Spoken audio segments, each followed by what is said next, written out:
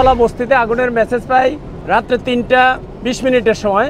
তো মেসেজ পাওয়ার 3টা 40 মিনিটের সময় আমরা মেসেজ পাই।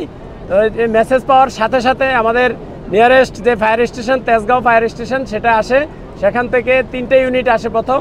আসার পর আগুনের ভয়াবহতা যখন দেখছে, ভয়াবহতা দেখে তারা এই ফার্স্ট রেসপন্ডিং অফিসার সাহায্য চায় পর্যায়ক্রমে আমাদের 5টা স্টেশন থেকে মোট 12টি ইউনিট আসে।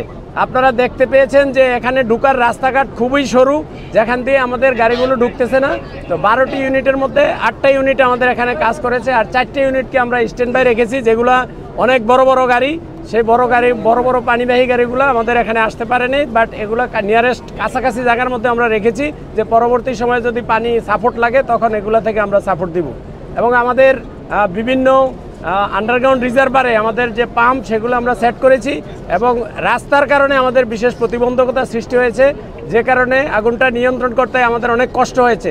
তারপরেও আমরা আগুনটাকে চারিদিক থেকে যখন অ্যাটাক করেছি, পর্যায়ক্রমে আমাদের লোকজন ভিতরে ঢুকেছে, কোনো লোক টিনের ছাদের উপরে উঠেছে, বিভিন্ন জায়গা থেকে আমরা আগুনটাকে নিয়ন্ত্রণের চেষ্টা করেছি, এবং 5টা 20 মিনিটের সময় আমরা আগুন আমাদের নিয়ন্ত্রণে নিয়ে এসেছি। আগুন এখন আমাদের সম্পূর্ণ নিয়ন্ত্রণে আছে এবং ড্যাম্পিং ডাউন চলছে। আমাদের লোক ভিতরে ঢুকেছে এবং কাজ চলতেছে।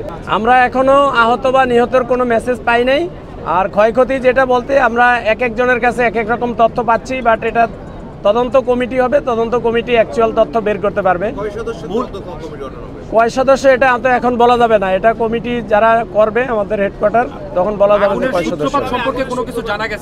সূত্রপাত সম্পর্কেও আমরা তো নির্ভরযোগ্য কোনো তথ্য নাই। কেউ বলছে চুলা থেকে, কেউ বৈদ্যুতিক গোলযোগের কারণে, এই সমস্ত বলতেছে, বাট এই কারণ ক্ষয়ক্ষতি এগুলো আমাদের ওই তদন্ত কমিটি বলতে পারবে।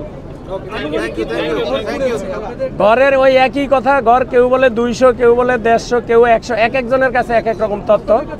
তো আমাদের কাছে তো এটা মনে করা যাবে না, বস্তির ঘর মনে করা খুবই কঠিন। সবাইকে ধন্যবাদ। পাবলিক রিঅ্যাকশনে আপনার মতামত দিন। আপনার মতামতই পারে দেশ গঠনের নতুন পথ দেখাতে। পাবলিক রিঅ্যাকশন, দেশ গড়ায় আপনার মতামত।